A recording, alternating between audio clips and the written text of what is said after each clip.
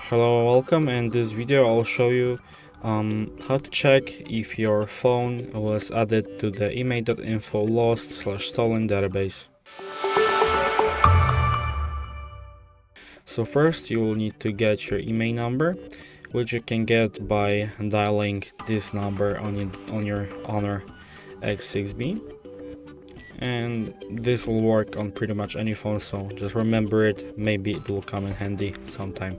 Then enter the imei.info website and type in your number right here.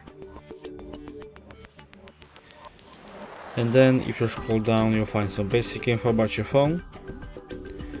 And here you'll find basic checks, and here there is lost device check.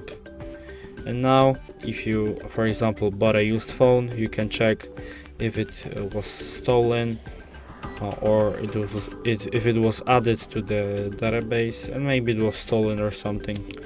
You can just press check lost on status, and you can see it wasn't. But I would recommend when you fill out this form right here, use two emails, the email for one SIM card and the second one, and type in the serial number because maybe someone used it to add it to the database. So if you enjoyed this video and considered it helpful, leave a like, subscribe, and thanks for watching.